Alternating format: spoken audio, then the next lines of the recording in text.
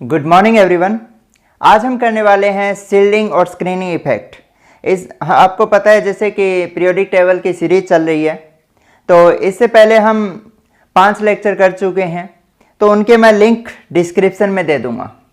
ठीक है, आज हम 6th लेक्चर करने जा रहे हैं। उन 5 लेक्चर में हमने 2 लेक्चर में तो हमने हिस्ट्री पढ़ी है, इसके बाद में 3rd में हमने मॉडर्न पीरियोडिक टेबल के बारे में पढ़ा था।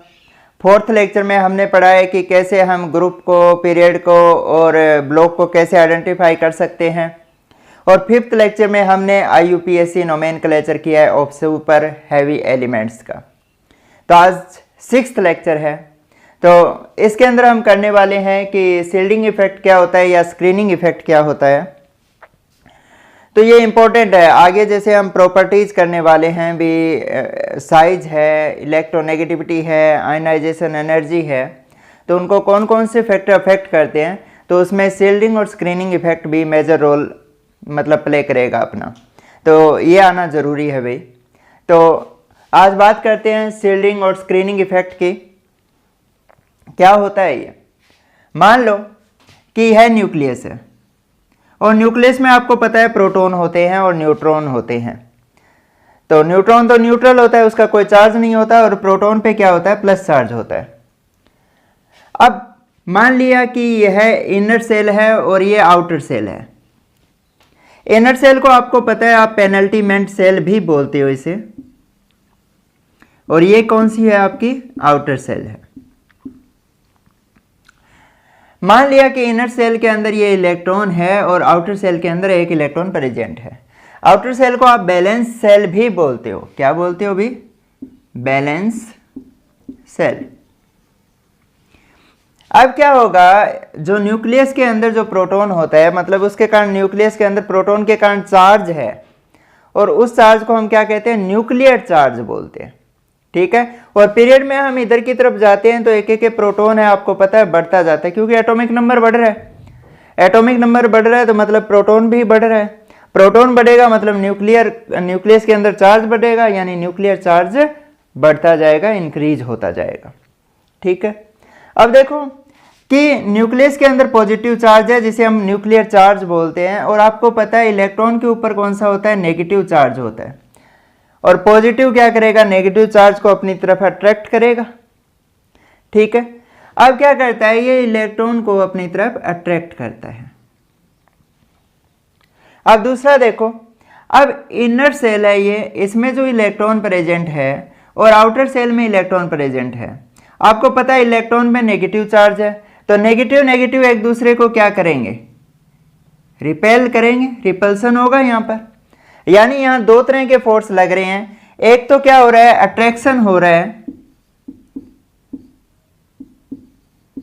किस किस के बीच में अट्रैक्शन हो रहा है अभी, न्यूक्लियस एंड इलेक्ट्रॉन के बीच में। और दूसरा क्या हो रहा है, यहां रिपल्सन हो रहा है। रिपल्सन किस किस के बीच में हो रहा है, इलेक्ट्रॉन एंड इलेक्ट्रॉन के बीच में। ठीक है, यानी इनर सेल के इलेक्ट्रॉन है वो आउटर सेल के इलेक्ट्रॉन को रिपेल कर रहे हैं, तो ये रिपल्सन हो रहा है। तो मतलब यह जो आउटर सेल का इलेक्ट्रॉन है उस पर 2 तरह के फोर्स लग गए। एक अट्रैक्टिव फोर्स लगा है, अट्रैक्टिव फोर्स किसकी वजह से है, न्यूक्लियस की वजह से है। और एक रिपल्सिव फोर्स लगा है, रिपल्सिव फोर्स किसकी वजह से है, इनर सेल के इलेक्ट्रॉन की वजह से है।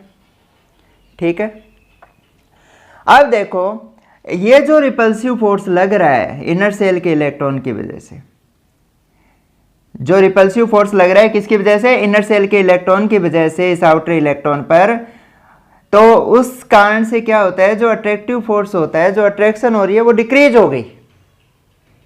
आउटर इलेक्ट्रॉन पर न्यूक्लियस की अट्रैक्शन क्या हो गई है, डिक्रीज हो गई है। ठीक है, तो इस इफेक्ट को हम क्या कहते हैं, शील्डिंग इफेक्ट कहते हैं। यानी इनर इलेक्ट्रॉन क्या कर रहे हैं, आउटर इलेक्ट्रॉन को न्यूक्लियस के इफेक्ट से शील्ड कर रहे हैं। ठीक है, यानी इन्होंने क्या किया, ये इनर इलेक्ट्रॉन है और ये मान लो ये न्यूक्लियस है, इनर इलेक्ट्रॉन ने क्या कर दिया, इसके इर्द गिर्द एक स्क्रीन बना ली, जिसके कारण क्या हो गया, आउटर इलेक्ट्रॉन पर जो अट्रैक्शन है वो क्या हो गई, डिक्रीज हो गई। और इस इफेक्ट को हम क्या कहते हैं, शील्डिंग और स्क्रीनिंग इफेक्ट कहते हैं। सीधी सी बात आपको क्या याद रखनी है कि इनर इलेक्ट्रॉन है वो आउटर इलेक्ट्रॉन को क्या करते हैं, रिपेल करते हैं, जिसकी वजह से अट्रैक्शन होती है न्यूक्लियस की आउटर इलेक्ट्रॉन पर, वो डिक्रीज हो जाएगी। इस इफेक्ट को हम क्या कहेंगे, शील्डिंग और स्क्रीनिंग इफेक्ट। यानी इनर इलेक्ट्रॉन ने क्या है, आउटर इलेक्ट्रॉन और न्यूक्लियस के बीच में एक स्क्रीन बना दी है, ठीक है, एक कवर बना दिया, जिसकी वजह से इस पे अट्रैक्शन कम हो गई। ठीक है, तो कैसे लिखेंगे भी इसको। अब जरूरी नहीं है कि सिर्फ इनर इलेक्ट्रॉन ही रिपेल करे, अब सेम सेल के इलेक्ट्रॉन है, इलेक्ट्रॉन इलेक्ट्रॉन में तो रिपल्सन होगा भाई, सेम सेल के इलेक्ट्रॉन भी रिपेल कर सकते हैं, वो भी क्या करेगा, रिपल्सन होगा, तो अट्रैक्शन जाहिर सी बात है कम होगी। ठीक है, तो हम क्या कहेंगे, शील्डिंग और स्क्रीनिंग इफेक्ट को ऐसे डिफाइन करेंगे कि electron of inner shell and same cell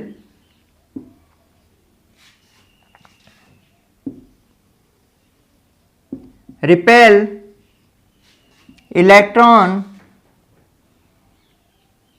of outer cell, जिसे हम क्या कह देते हैं, valence shell, due to which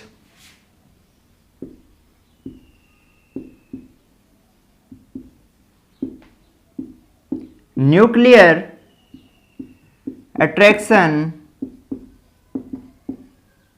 decreases या decreases अभी, this effect is known as shielding effect or screening effect. This effect is known as shielding effect. ठीक है, यानी जो इनर सेल के इलेक्ट्रॉन है उन्होंने क्या किया, आउटर सेल के इलेक्ट्रॉन को रिपेल किया, जिसकी वजह से क्या हुआ, न्यूक्लियर की जो अट्रैक्शन है आउटर सेल पर वो डिक्रीज हो गई। तो इस इफेक्ट को हम क्या कहते हैं, शील्डिंग और स्क्रीनिंग इफेक्ट कहते हैं। अब देखो, जो स्क्रीनिंग पावर होती है या शील्डिंग पावर होती है वो डिपेंड करती है कि ऑर्बिटल पर, कि कौन सा ऑर्बिटल है।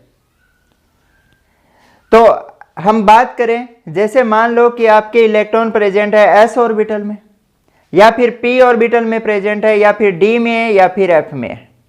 ठीक है, एस की जो स्क्रीनिंग पावर होती है वो सबसे ज्यादा होती है, उसके बाद में पी की होती है, उसके बाद में डी की होती है, और सबसे जो पुअर स्क्रीनिंग पावर होती है वो एफ की होती है। ये क्या है, ऑर्डर है स्क्रीनिंग पावर का। तो मैं लिख देता हूं यहां पर, ये क्या हो गया आपका, ऑर्डर ऑफ स्क्रीनिंग पावर। अब आप कहोगे जी एस की सबसे ज्यादा क्यों होती है, दो रीजन है अभी। एक तो क्या होता है कि एस की जो शेप होती है स्फेरिकल होती है, और आपको पता है स्फेरिकल है तो वो क्या करेगा, न्यूक्लियस को पूरी तरह से घेर लेगा, जिसके कारण आउटर इलेक्ट्रॉन पर अट्रैक्शन क्या है, कम हो जाती है। दूसरा क्या होता है कि आप आगे पढ़ोगी कि एस की जो पेनिट्रेशन पावर होती है वो ज्यादा होती है। एस की अगर पेनिट्रेशन पावर ज्यादा है तो वो क्या करेगा, न्यूक्लियस के पास रहना पसंद करेगा। ठीक है, तो जैसे एस की पेनिट्रेशन पावर ज्यादा है तो वो क्या करेगा, न्यूक्लियस के पास रहना पसंद करेगा। अब न्यूक्लियस के जितना पास होगा वो इलेक्ट्रॉन को, न्यूक्लियस को उतनी इफेक्टिवली क्या करेगा, शील्ड करेगा, जिससे क्या होगा, आउटर इलेक्ट्रॉन पर अट्रैक्शन कम हो जाएगी। तो हम रीजन क्या देंगे इसकी सबसे ज्यादा होने का जो शील्डिंग इफेक्ट है, एक तो क्या हो गया, इसकी शेप हो गया। शेप कैसी होती है इसकी, स्फेरिकल होती है अभी। ठीक है, और दूसरा रीजन क्या दोगे, पेनिट्रेशन पावर। यानी मैं यहां लिख देता हूं इसकी हाई पेनिट्रेशन पावर। आप पूरा लिख लेना भी, हाई पेनिट्रेशन पावर। इसकी पेनिट्रेशन पावर है जिसकी वजह से क्या होगा, वह न्यूक्लियस के नजदीक रहेगा। ठीक है, ये दो कारण है जिसके कारण एस की जो शील्डिंग इफेक्ट है वो सबसे ज्यादा होती है। अब देखो एफ की जो शील्डिंग पावर है वो सबसे पुअर है, तो इसका कारण क्या होगा, मेन इसकी शेप ही होती है। इसकी शेप कैसी होती है, सबसे क्या है, पुअर स्क्रीनिंग पावर है। स्क्रीनिंग पावर को मैं SP लिख रहा हूं भाई, पुअर स्क्रीनिंग पावर है इसकी। तो किस कारण से होगी, इसकी डिफ्यूज्ड शेप के कारण। आपको पता है अब की जो शेप होती है वो क्या होती है, डिफ्यूज होती है। ठीक है, अब देखो एक तो स्पेरिकल शेप है तो उसने एक क्या होगी, एक प्रॉपर कवरिंग कर ली। और अगर डिफ्यूज्ड शेप है, दूसरी F की कैसी होती है, जिस तरह से इस तरह से मान लो कि ये डिफ्यूज शेप है, तो इलेक्ट्रॉन क्लाउड क्या है, यहां पर ज्यादा हो गए, यहां कम हो गए, यहां ज्यादा हो गए, यहां कम हो गए। तो जहां ज्यादा कम है इलेक्ट्रॉन क्लाउड, वहां से अट्रैक्शन क्या हो जाएगी, ज्यादा हो जाएगी। ठीक है, तो इस वजह से क्या होती है, मतलब इसकी जो पुअर क्यों होती है, ड्यू टू डिफ्यूज्ड शेप की वजह से होती है। ठीक है, अब देखो ये हमने कर लिया अब तक कि स्क्रीनिंग इफेक्ट, शील्डिंग इफेक्ट होती है वो किस पर डिपेंड करती है, मतलब ऑर्बिटल पर डिपेंड करेगी कि आपका इलेक्ट्रॉन कौन से ऑर्बिटल में प्रेजेंट है। अगर S में है तो स्क्रीनिंग पावर ज़्यादा होगी, F में है तो स्क्रीनिंग पावर पुअर होगी। बट एक बात ध्यान रखना कि स्क्रीनिंग और शील्डिंग इफेक्ट है वो मल्टी इलेक्ट्रॉन स्पीसीज पर ही लागू होगा। ठीक है, ये किस पर लागू होगा, मल्टी इलेक्ट्रॉन स्पीसीज पर। क्या अगर किसी के अंदर सिंगल इलेक्ट्रॉन है उसमें शील्डिंग या स्क्रीनिंग इफेक्ट होगा। मान लो ये हम एग्जांपल लेते हैं हाइड्रोजन का। हाइड्रोजन में आपको पता है एक इलेक्ट्रॉन होता है, तो ये न्यूक्लियस है, न्यूक्लियस के अंदर एक प्रोटॉन है और यहाँ पर क्या हो गया, इलेक्ट्रॉन हो गया। यहाँ पर क्या हो रहा है, इसमें अट्रैक्शन हो रही है। यहाँ पर रिपल्सन होगी किसी से, बिल्कुल नहीं होगी, क्योंकि एक इलेक्ट्रॉन है, दूसरा इलेक्ट्रॉन होता तो रिपेल करता, इस इलेक्ट्रॉन को कौन रिपेल करेगा। तो सिंगल इलेक्ट्रॉन स्पीसीज पर स्क्रीनिंग और शील्डिंग इफेक्ट नहीं लागू होता, यह बात आपको ध्यान रखनी है भाई। ठीक है, मल्टीपल ऊपर भी होता है। अगर हाइड्रोजन की बजाय अगर हीलियम होता तो उसमें स्क्रीनिंग इफेक्ट लगता है, क्योंकि दूसरा इलेक्ट्रॉन है, ये इलेक्ट्रॉन इलेक्ट्रॉन में रिपल्सन होगी। ठीक है, और मैंने बताया था कि रिपल्सन किस में हो सकती है, या तो इनर इलेक्ट्रॉन की वजह से होगी या फिर सेम सेल के इलेक्ट्रॉन की वजह से होगी। अब दूसरा ये भी ध्यान रखो, आप कहोगे जी अगर इलेक्ट्रॉन आउटर सेल में प्रेजेंट है क्या ये रिपेल करेंगे, आउटर सेल वाले रिपेल नहीं कर पाते, मतलब स्क्रीनिंग इफेक्ट शो नहीं कर पाते। आउटर सेल वाले इलेक्ट्रॉन है वो स्क्रीनिंग इफेक्ट शो नहीं कर पाते। क्यों नहीं कर पाते, क्योंकि स्क्रीनिंग तो कौन से करते हैं, जैसे मान लो यहां पर मैंने एक सेल बना दी, इसके अंदर इलेक्ट्रॉन प्रेजेंट है, ये अंदर वाले तो इसको रिपेल करेंगे जिससे न्यूक्लियर चार्ज क्या होगा, घटेगा।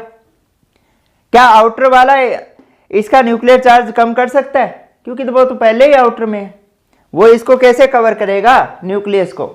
तो outer electron screening effect cause नहीं करते। तो लिख लेना भी, स्क्रीनिंग इफेक्ट कौन कॉज करता है, इनर सेल के इलेक्ट्रॉन और सेम सेल के इलेक्ट्रॉन। आउटर इलेक्ट्रॉन मैं यहां लिख देता हूं, आउटर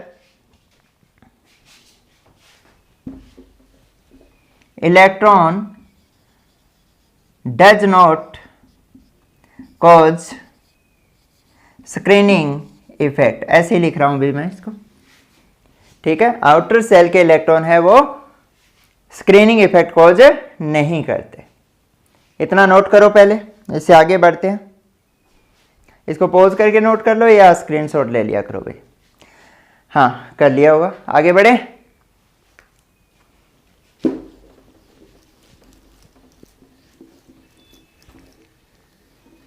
अब देखो कि आपके जो स्क्रीनिंग इफेक्ट है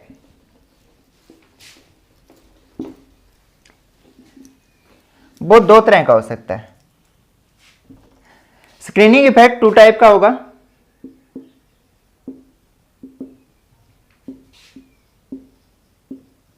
कौन कौन सा, एक पुअर स्क्रीनिंग,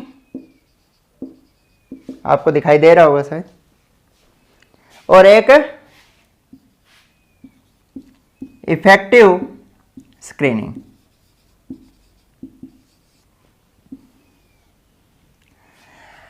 अब देखो अगर पुअर स्क्रीनिंग है, पुअर स्क्रीनिंग मैंने बताया था किसकी वजह से होती है, एफ की वजह से। ठीक है, तो अगर न्यूक्लियस के ऊपर, जैसे ये न्यूक्लियस है, ये पहली सेल के इलेक्ट्रॉन है और ये आउटर इलेक्ट्रॉन है, इनकी स्क्रीनिंग क्या है, पुअर है। पुअर स्क्रीनिंग होगी तो अट्रैक्शन क्या होगी, ज़्यादा होगी। ठीक है, तो याद रखना है अगर स्क्रीनिंग पुअर है तो अट्रैक्शन ज़्यादा होगी। अब एक बात और ध्यान रखो, आप लेंथेनोइड एक्टेनोइड कॉन्ट्रैक्शन करोगे बाद में या डी कॉन्ट्रैक्शन करोगे तो स्क्रीनिंग पुअर है, अट्रैक्शन ज़्यादा होगी तो साइज क्या हो जाएगा, डिक्रीज हो जाएगा, जिसे लेंथेनोइड कॉन्ट्रैक्शन कहते हैं। ठीक है, आगे एफ लो 4F की वजह से जो होती है उसे लेंथेनोइड और 5F की वजह से होती है उसे एक्टिनोइड कॉन्ट्रैक्शन कहते हैं। ठीक है, ये आगे हम पढ़ेंगे।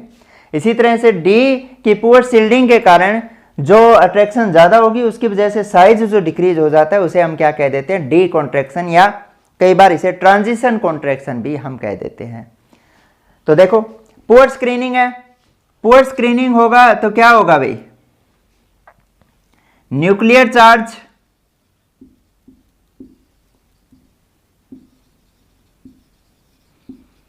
इंक्रीज हो जाएगा, किस पर, आउटर इलेक्ट्रॉन के ऊपर। Nuclear charge increases on outer electron, या मैं इसे ये न्यूक्लियर चार्ज के बजाय मैं ये कह दूं न्यूक्लियर अट्रैक्शन।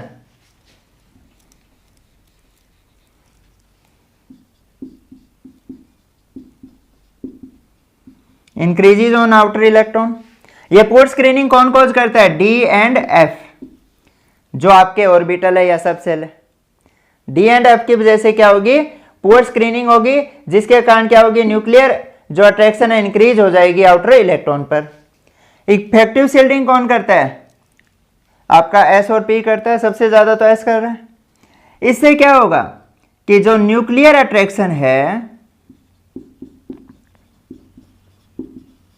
वो क्या हो जाएगी, डिक्रीजेज हो जाएगी ऑन आउटर इलेक्ट्रॉन। ठीक है, तो ये बात ध्यान रखनी है। अब एक बात और देखो, अगर इनकी स्क्रीनिंग पावर अच्छी है, अंदर वाले की स्क्रीनिंग पावर अच्छी है, मतलब अच्छे से इसने इसको न्यूक्लियस को कवर कर लिया, तो बाहर वाले पे अट्रैक्शन क्या हुई, कम हुई। कम होगी तो साइज क्या हो जाएगा, बढ़ जाएगा। अगर अट्रैक्शन क्या होगी, बाहर वाले पे कम होती है तो साइज क्या होता है, बढ़ जाता है। और अट्रैक्शन अगर ज़्यादा होगी तो साइज क्या हो जाएगा, घट जाएगा। ये बात आपको ध्यान रखनी है, नोट कर लो। तो यानी स्क्रीनिंग इफेक्ट है, दो तरह का होता है, एक पुअर स्क्रीनिंग होती है और एक इफेक्टिव स्क्रीनिंग होती है। अब एक बात और ध्यान रखनी है भी आपको, अगर जैसे डी पूरा भरा हुआ है, एफ पूरा भरा हुआ है, तो जो फुली फिल्ड ऑर्बिटल है वो हाई स्क्रीनिंग पावर कोज करते हैं, यानी जितने ज्यादा इलेक्ट्रॉन होंगे रिपल्सन क्या होगी, उतनी ज्यादा होगी। ठीक है, तो आप क्या लिखोगे, मैं यहां लिख देता हूं साइड में, यहां फुली फिल्ड ऑर्बिटल कोज लार्जर रिपल्सन। ठीक है, तो ये ज्यादा रिपल्सन कोज करेंगे। तो यहां तक नोट करो भाई, नोट कर लिया। ये स्क्रीनिंग इफेक्ट और शील्डिंग इफेक्ट था जो मोस्ट इंपॉर्टेंट है। मैं थोड़ा सा ब्रीफ में रिवाइज कर देता हूं, इसको रिपीट कर देता हूं कि मान लिया कि ये हटा देता हूं, नोट कर लिया होगा आपने।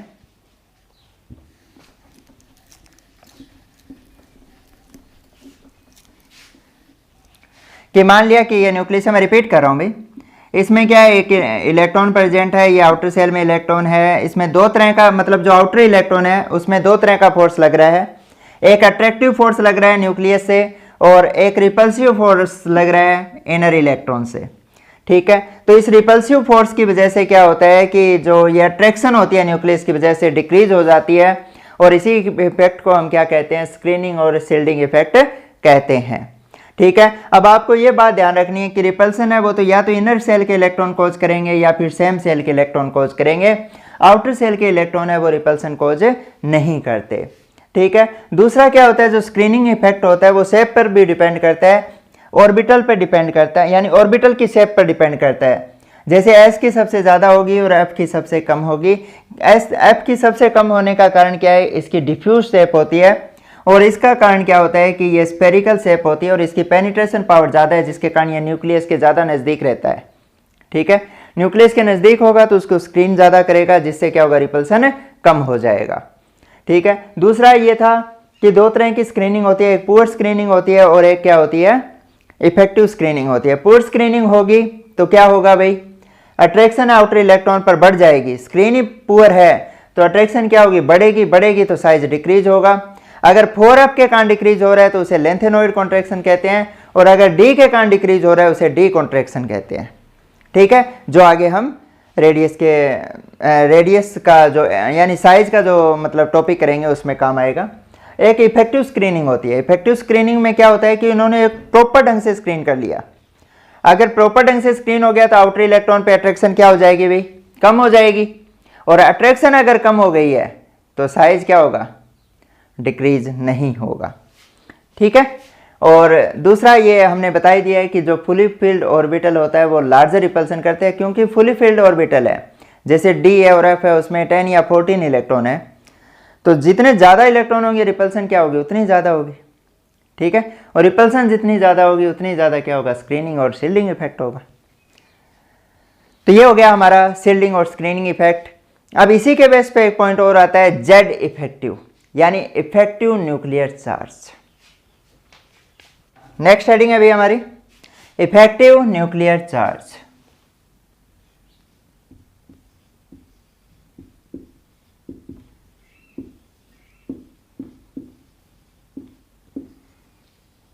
इसे हम जेड इफेक्टिव भी बोलते हैं। अब देखो, हमने बताया था न्यूक्लियस है, न्यूक्लियस पर इनर सेल के इलेक्ट्रॉन है वो क्या कर रहे हैं, इनर सेल के इलेक्ट्रॉन आउटर सेल के इलेक्ट्रॉन को रिपेल कर रहे हैं, जिससे न्यूक्लियर चार्ज है आउटर सेल के इलेक्ट्रॉन पर वो क्या हो गया, घट गया है। ठीक है, यानी जो न्यूक्लियस की अट्रैक्शन है आउटर सेल के इलेक्ट्रॉन पर वो डिक्रीज हो गई है। अब जितनी अट्रैक्शन लग रही है डिक्रीज होने के बाद में, उसे हम क्या कहते हैं, इफेक्टिव न्यूक्लियर चार्ज कहते हैं। ठीक है, तो हम क्या कहेंगे, कैसे डिफाइन कर सकते हैं,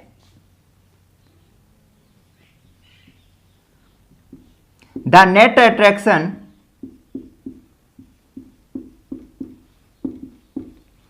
experienced by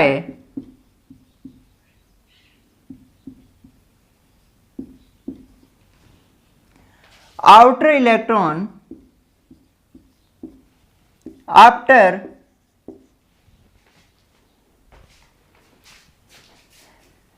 after considering shielding effect और स्क्रीनिंग इफेक्ट।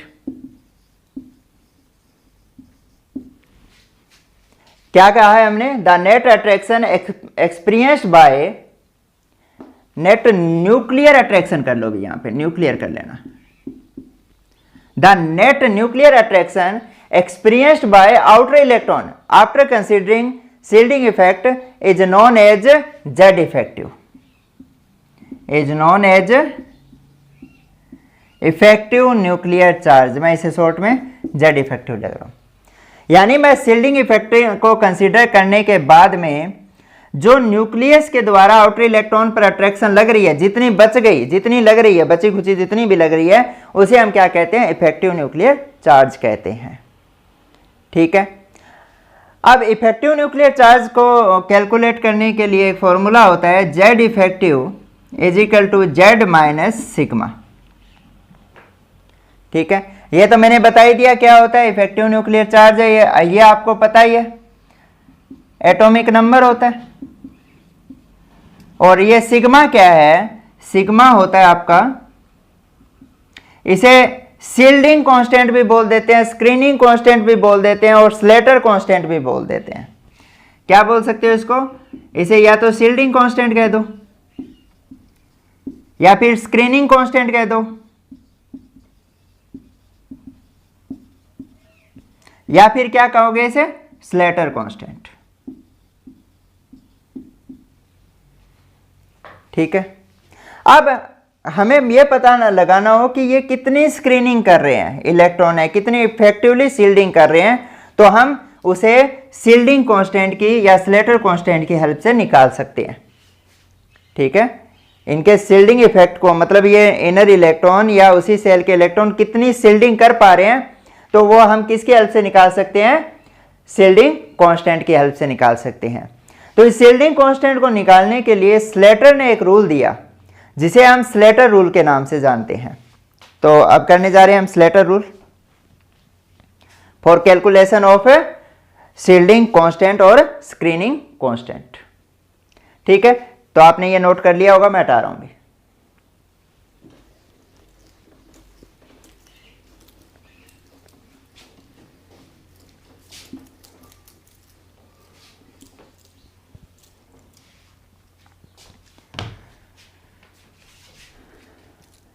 तो सबसे पहले आपको क्या लिखना है, यहां मैं फॉर्मूला लिख देता हूं। जेड इफेक्टिव कैलकुलेट करने का क्या फॉर्मूला होता है?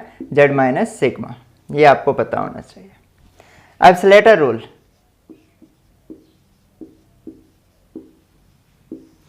स्लेटर ने किसके लिए रूल दिया था? For calculating sigma, for calculating sigma. हम सिग्मा कैसे निकाल सकते हैं? अब देखो, पहले मैं ये रूल लिख लेता हूं, उसके बाद में हम एग्जाम्पल के द्वारा इसको एक्सप्लेन करेंगे, आपको आसानी से समझ आ जाएगा। अब देखो कि अगर इलेक्ट्रॉन आपके प्रेजेंट हो NS, यहां लिखता हूं मैं, एक टेबल बना लेता हूं भी। If electron are present in NS and NP orbital, अगर आपके इलेक्ट्रॉन NS और NP ऑर्बिटल में प्रेजेंट है तो क्या होगा? सिग्मा की जो वैल्यू है वो होगी 0.35 for each electron of NS and NP। यानी NS और NP में जितने भी इलेक्ट्रॉन प्रेजेंट है उसके लिए सिग्मा की वैल्यू क्या होगी? 0.35 होगी। और दूसरा, सिग्मा की वैल्यू 0.85 होगी। मैं इस टेबल को थोड़ा छोटा कर लेता तो बढ़िया रहता भाई। 0.85 होगी फॉर, यहां लिख देता हूं, each electron of N-1 shell. ठीक है, N-1 सेल में जो प्रेजेंट है उसके लिए वैल्यू क्या होगी? 0.85 होगी। या ये मैं यहां लिख देता हूं भी ताकि मैं एग्जाम्पल इस साइड कर सकूं। तो क्या होगी? सिग्मा की value 0.85 for each electron of N-1 shell. ठीक है, 0.85 होगी। अब होगी सिग्मा की वैल्यू 1 होगी फॉर जो बाकी ऑल जो इलेक्ट्रॉन है, for all remaining electron. Remaining case में होगी, मतलब N-2 में है, N-3 में है एंड सो ऑन। ठीक है, जो बाकी बच गए हैं उन सब के लिए क्या करेंगे? सिग्मा की वैल्यू हम 1 करेंगे कंसीडर। ये तो है अगर NS और NP ऑर्बिटल में हो। ये हो गया हमारा NS NP के लिए। अब आप कहोगे जी अगर इलेक्ट्रॉन प्रेजेंट हो, if electron are present in ND and NF subshell orbital, अगर D और F में ऑर्बिटल हो तो कौन सा रूल लगेगा? तो पहले तो ये सेम ही रहेगा। अभी पहला तो पॉइंट है वो कि सिग्मा 0.35 होगा फॉर ईच इलेक्ट्रॉन, साथ साथ नोट करते जाना भी, ऑफ nth सेल कर रहा हूं भी, जो आउटर सेल है, nth सेल है, उसके लिए सेम रहेगा।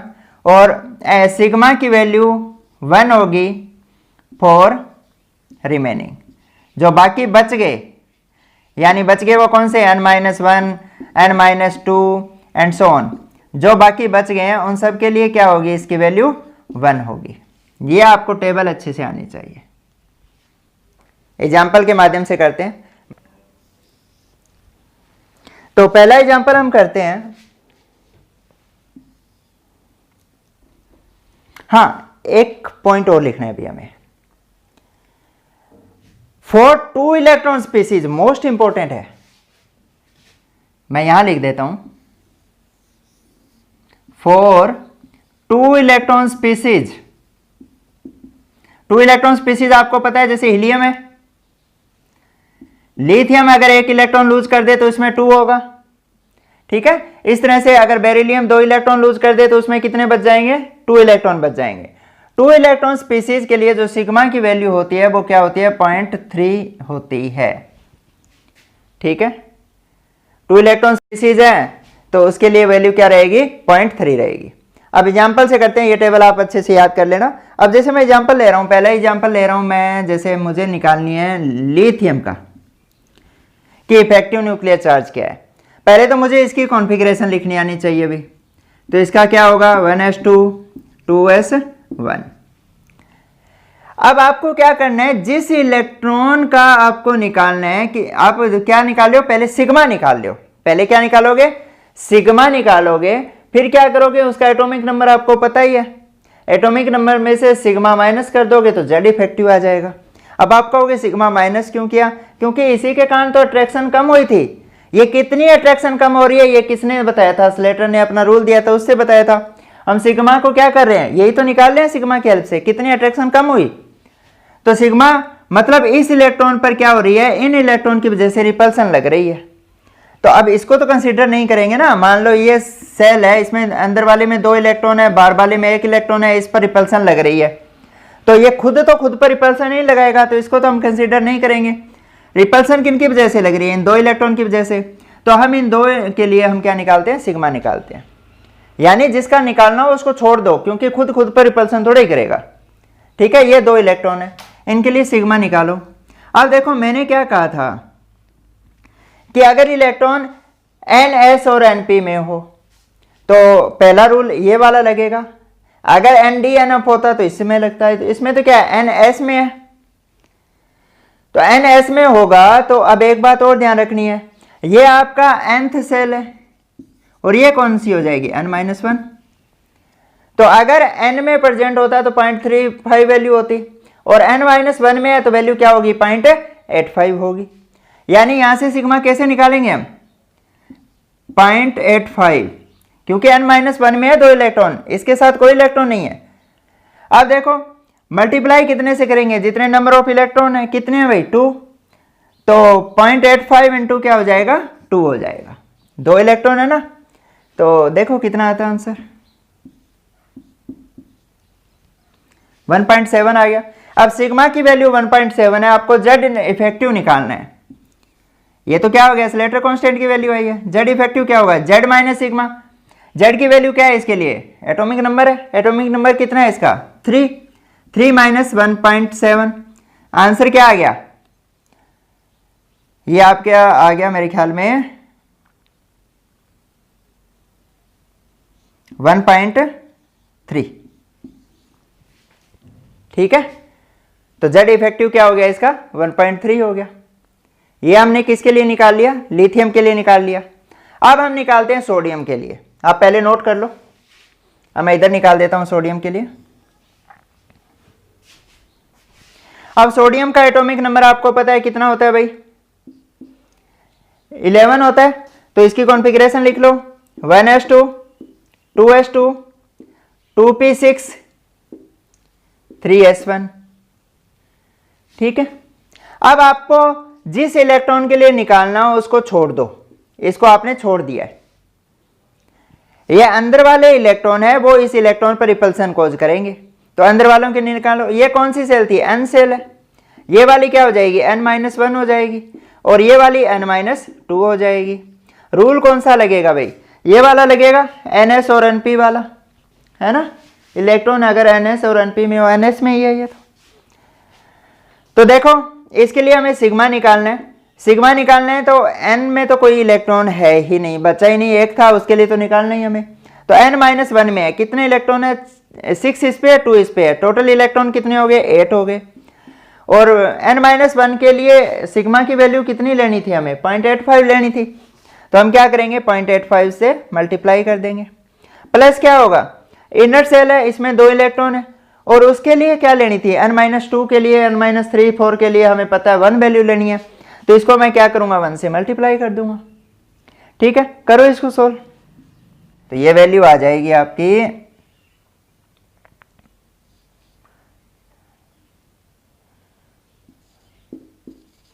ये वाली 6.8 आ जाएगी, प्लस क्या है 2 है, यानी क्या हो जाएगा 8.8 हो जाएगा। ठीक है, ये तो आ गया सिग्मा। अब जेड इफेक्टिव निकालो इसके लिए। जेड इफेक्टिव क्या होगा, 11 माइनस 8.8, देखो कितना होगा 2.2 आ जाएगा। तो इस तरह से हम सिग्मा निकाल लेते हैं। ये हमने किसके लिए निकाल लिया, सोडियम के लिए निकाल लिया। अब मैं पोटेशियम के लिए और निकाल रहा हूं। अब आप कहोगे जी एक ही ग्रुप के क्यों निकाल रहे हो, इसका कारण है, मैं अभी बताऊंगा थोड़ी देर में। अब पोटेशियम के लिए, पोटेशियम का जो एटॉमिक नंबर होता है वो 19 होता है।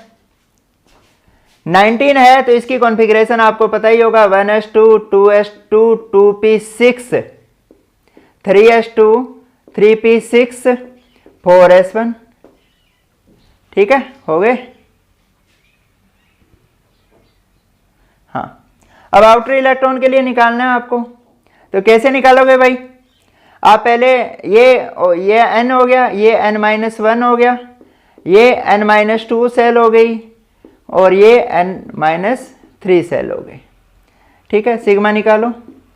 इसमें कितने हैं, 8 इलेक्ट्रॉन है, n-1 में है, मतलब 8 इंटू मैं क्या करूंगा 0.85 कर दूंगा, प्लस क्या होगा, इसमें कितने हैं, इससे अंदर वाली जितनी भी सेल है उसके लिए हमें पता है वैल्यू क्या होती है, 1 होती है, ये वाला ही लगेगा, तो 1 से कर दो मल्टीप्लाई, 1 इंटू कितने हैं टोटल 10। ये हमने अभी निकाला था 6.8 आया था, ये कितना आ गया 10 आ गया, तो ये क्या हो गया 16.8 आ गया। ये तो सिग्मा की वैल्यू है। अब जेड इफेक्टिव निकालो। जेड इफेक्टिव क्या होगा भाई, जेड की वैल्यू एटॉमिक नंबर इसके लिए 19 है, 19 माइनस 16.8 क्या हो गया, ये आप करोगे तो ये वैल्यू आ जाएगी 2.2। ठीक है, तो मैं ये बताना चाह रहा था, पहले जैसे मैंने लिथियम निकाला, लिथियम के लिए 1.7 आई, सोडियम के लिए 2.2 आई है, पोटेशियम के लिए 2.2 आई है। इसी तरह इससे नीचे वाला कौन सा होता है, रुबिडियम और सीजियम, उसके लिए भी निकालोगे तो 2.2 आएगी। यानी ग्रुप में नीचे की तरफ जाते हो तो जेड इफेक्टिव सेम रहता है। यह बात आपको याद रखनी है, मोस्ट इंपॉर्टेंट है। अब आप कहोगे जी ग्रुप में नीचे की टाइम सेम रहता है तो लिथियम की भी तो यही होनी चाहिए थी, बट आगे जाके मैं बताऊंगा कि लिथियम होता है वो एनोमेलस बिहेवियर शो कर रहा है बाकी एलिमेंट से। यानी ग्रुप के जो फर्स्ट मतलब एलिमेंट होते हैं, फर्स्ट आप हाइड्रोजन कहोगे बट एल्कली मेटल तो लिथियम है ना, जो फर्स्ट एलिमेंट होते हैं वो बाकी से एनोमेलस बिहेवियर शो करते हैं। उसके बारे में बाद में बात करेंगे क्यों करते हैं, थोड़ा सा रीजन बता देता हूँ। Due to small size, high electronegativity, high ionisation energy, absence of vacant d orbital, मतलब ये कई कारण है जिनकी वजह से ये एनोमेलस बिहेवियर शो कर रहे हैं। बाकी अगर आप सोडियम से नीचे जाओगे तो सबके लिए वैल्यू होती है वो सेम रहती है, यानी ग्रुप में जेड इफेक्टिव कांस्टेंट रहता है। नोट करो यहां तक। अब बात कर लेते हैं अभी, लिथियम की कर ली थी, अब कोई पी ब्लॉक का एलिमेंट लेते हैं, जैसे हम बोरोन का करते हैं। बोरोन की इलेक्ट्रॉनिक कॉन्फ़िगरेशन क्या होगी, 1s2 2s2 2p1। क्यों भाई, एटॉमिक नंबर क्या होता है इसका 5 होता है। अब हमें इसके लिए निकालनी है, जिसके लिए निकालनी है उसे छोड़ दो। अब ये वाली कौन सी सेल है, nth सेल है, और ये n-1 है। अब सिग्मा की वैल्यू निकालोगे तो n में कितने इलेक्ट्रॉन है, ये तो छोड़ ही दिया 2 इलेक्ट्रॉन है, और n के लिए वैल्यू क्या थी, ns और np के लिए जो nth सेल में जो इलेक्ट्रॉन है उनके लिए वैल्यू थी 0.35, यानी 2 इंटू क्या हो जाएगा 0.35 हो जाएगा। n-1 में कितनी है 2 है, n-1 के लिए वैल्यू कितनी होती है 0.85, 2 इंटू क्या हो जाएगा 0.85 हो जाएगा। करो सॉल्व इसको सॉल्व करोगे तो ये कितना आएगा भी आपका 0.70 आ जाएगा, और ये कितना आ जाएगा 1.70 आ जाएगा। ठीक है, अब दोनों को प्लस कर दो, ये 0 हो गया, 2.4 आ गया। अब जेड इफेक्टिव निकाल लो। क्या होगा अभी, एटॉमिक नंबर 5 है, इसमें से सिग्मा माइनस कर दो 2.4, क्या जाएगा, ये आ जाएगा 6 और मतलब ये 2.6 आ गया ना, हाँ 2.6 आ जाएगा। और लिथियम की कितनी थी अभी, मेरे ख्याल में 1.3 थी, तो लिथियम इधर 2.6 है, उधर 1.3 थी। यानी अगर आप पीरियड में इधर की तरफ जाते हो तो जेड इफेक्टिव क्या होगा, इंक्रीज होगा। ग्रुप में सेम रहता है, कांस्टेंट रहता है, सेकेंड पीरियड के जितने भी है वो एनोमेलिस बिहेवियर शो करें, नीचे की तरफ जाओगे तो कांस्टेंट रहेगा। ग्रुप में कांस्टेंट रहता है, पीरियड में जाते हो तो इंक्रीज होता है। ठीक है, तो ये हमने पी ब्लॉक के एलिमेंट के लिए कर लिया, नोट कर लो। अब हम डी ब्लॉक का कोई एग्जाम्पल लेते हैं। डी ब्लॉक का एग्जाम्पल मैं ले रहा हूं, जैसे मैंने ले लिया स्कैंडियम ले रहा हूं। स्कैंडियम का क्या होता है, एटॉमिक नंबर 21 होता है। कैसे लिखूंगा मैं, 1s2 2s2 2p6 3s2 3p6। इसके बाद में क्या आता है, डी वाले को अंदर ही लिख देता हूं मैं, 4s को बाहर लिख दूंगा, 3d1 4s2, ये कॉन्फ़िगरेशन होती है। वैसे क्या होता है, 3d बाद में आता है, 4s पहले आता है, बट मैंने थर्ड सेल को साथ लिखा है, सेकंड फर्स्ट और इस तरह से साथ लिखा है मैंने। अब देखो होगा क्या, अगर मुझसे पूछ ले कि इसके ऊपर जो स्क्रीनिंग कांस्टेंट की वैल्यू निकालनी है, आपको किस पर निकालनी है, मुझे 3d पर स्क्रीनिंग की वैल्यू निकालनी है, तो कैसे निकालूंगा मैं। अब आउटर इलेक्ट्रॉन मैंने आपको पहले ही बताया था, स्क्रीनिंग में कोई इफेक्ट नहीं करते, इनर करते हैं। ठीक है, तो इसे अंदर वाले देखो, पहली बात है 3d के लिए निकालनी है, अगर इलेक्ट्रॉन d में प्रेजेंट हो तो ये रूल लगेगा। तो अब ये 3 है, ये भी 3 है, तो मतलब ये कौन सी सेल होगी, nth सेल होगी, और ये वाली कौन सी होगी, n-1 होगी, और ये वाली कौन सी होगी, n-2 होगी। यहाँ पे तो एक बात ध्यान रखना है, चाहे n-1 हो, 2 हो, 3 हो, इसके लिए वैल्यू क्या होगी, 1 होगी, और इसके लिए क्या होगी, 0.35 होगी। तो कैलकुलेट करो भी, n के लिए कितने इलेक्ट्रॉन, n में 6 और 2 8 है, 8 इंटू 0.35 हो जाएगा, और प्लस क्या हो जाएगा, ये कितने हो गए टोटल 10, 10 इंटू 1 हो जाएगा, 1 अंदर वाले सभी के लिए क्या है, वैल्यू 1 है, तो टोटल कितनी होगी,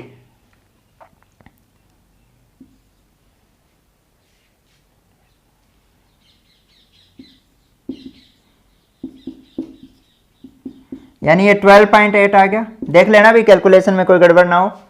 इसके बाद में क्या होगा, जेड इफेक्टिव निकालना है आपको। कैसे निकालोगे भी, इसके लिए 21 में से आप क्या करोगे, सिग्मा माइनस कर दोगे। ठीक है, तो आंसर आ जाएगा, कितना आएगा भी, मेरे ख्याल में 8.2 आ जाएगा। ठीक है, तो इसके लिए जेड इफेक्टिव क्या हो गया, 8.2 हो गया। ये है डी के लिए निकालना। अब एक और देखो, अगर आपसे मैंने ये 3d का पूछ लिया, वो कहीं से भी पूछ सकता है, आपसे पूछ लेगा 3s के लिए निकालो, तो आप बाहर वाले सभी इग्नोर कर दो, अंदर वाले आपके काउंट करने हैं। अगर 2p के लिए निकालना हो तो बाहर वाले इग्नोर कर लो, अंदर वाले आपको काउंट करने हैं, तो इस तरह से करने हैं। अब मान लो, ये आपने नोट कर लिया होगा, मैं हटा रहा हूं। अब मान लो आपसे वो कह देते, क्वेश्चन ऐसे आ जाता,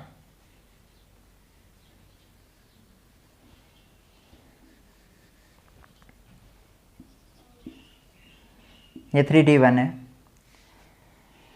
आपसे क्वेश्चन ऐसे पूछ लेता वो कि जैसे आप निकालो 3p के लिए, इसके लिए निकालो। ठीक है, तो कैसे निकालोगे भाई, अब आपको क्या करना है, बाकी इग्नोर कर देनी है, अंदर वाले जितने भी हैं उनको काउंट करने हैं। ठीक है, p के लिए निकालना है तो रूल कौन सा आ जाएगा, ये वाला लगेगा। ठीक है, तो सिंपल सा है, वैल्यू पुट करोगे आंसर आ जाएगा। तो ये था जेड इफेक्टिव, आप किसी का भी कैसे निकाल सकते हो। अब आगे बढ़ते हैं हम, फैक्टर अफेक्टिंग जेड इफेक्टिव। पहला क्या होगा,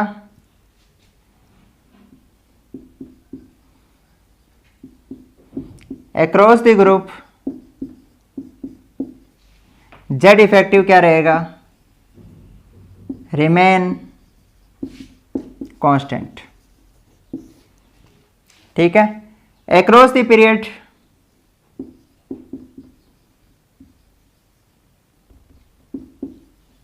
क्या होगा अभी पीरियड में, जेड इफेक्टिव इंक्रीज होगा। क्यों इंक्रीज हो रहा है?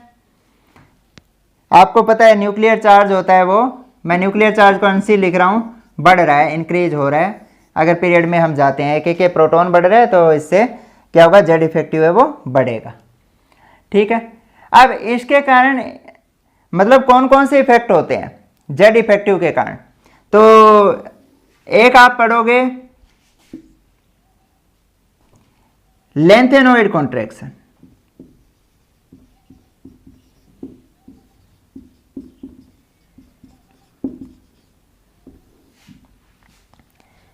तो लेंथेनोइड कॉन्ट्रैक्शन में क्या होगा भाई कि लेंथेनोइड में आपको पता है कि 4f में इलेक्ट्रॉन भरे जा रहे हैं और f का मैंने क्या कहा था, जो स्क्रीनिंग पावर होती है वो पुअर होती है। अगर f की स्क्रीनिंग पावर पुअर है तो आउटर इलेक्ट्रॉन पर क्या होगी, अट्रैक्शन है वो बढ़ जाएगी। अट्रैक्शन यानी ये इलेक्ट्रॉन इफेक्टिवली इसको शील्ड नहीं कर पा रहे, जिसके कारण इन इलेक्ट्रॉन पे अट्रैक्शन बढ़ गई। अट्रैक्शन बढ़ेगी तो साइज क्या हो जाएगा, डिक्रीज हो जाएगा। तो इस वजह से क्या होता है, लेंथेनोइड कॉन्ट्रैक्शन की पुअर शील्डिंग के कारण जो हम पीरियड में इधर की तरफ जाते हैं तो साइज क्या होता है, डिक्रीज होता जाता है। और इसी कारण से क्या होते हैं कि अगर मैं 5th पीरियड से, कहां से, 5th पीरियड से 6th पीरियड में आता हूं तो इनका साइज क्या होता है, वैसे तो 5th से 6th में आने पर साइज बढ़ना चाहिए था, बट इस लेंथेनोइड कॉन्ट्रैक्शन की वजह से क्या होता है, साइज होता है वो बराबर हो जाता है, सेम रहता है। जैसे जर्कोनियम और होफनियम का साइज है वो इक्वल होता है। क्यों? Due to lanthanoid contraction. किस वजह से हुआ, एफ की पुअर शील्डिंग की वजह से। तो ये लेंथेनोइड कॉन्ट्रैक्शन। इसी तरह से एक क्या होता है, डी कॉन्ट्रैक्शन। और कॉन्ट्रैक्शन मतलब साइज डिक्रीज हो रहा है, कॉन्ट्रैक्शन का मतलब क्या होता है, साइज डिक्रीज हो रहा है। इसी तरह से डी कॉन्ट्रैक्शन भी करेंगे हम आगे जाके। तो डी कॉन्ट्रैक्शन में क्या होगा, या ट्रांजिशन कॉन्ट्रैक्शन कहते हैं। डी की पुअर शील्डिंग के कारण क्या होता है, साइज डिक्रीज हो रहा है, उसे हम क्या कहते हैं, डी कॉन्ट्रैक्शन कहते हैं। ये सभी किसकी वजह से होते हैं, स्क्रीनिंग या शील्डिंग इफेक्ट की वजह से होते हैं, जो आगे हम करेंगे, आगे जैसे एटॉमिक साइज वगैरह पढ़ेंगे। तो अगर आपको ये लेक्चर अच्छा लगा हो तो इसको लाइक कर देना, अपने दोस्तों के साथ शेयर करना, और अगर आपने इस चैनल को अभी तक सब्सक्राइब नहीं किया है तो इसे सब्सक्राइब कर लेना। Thank you.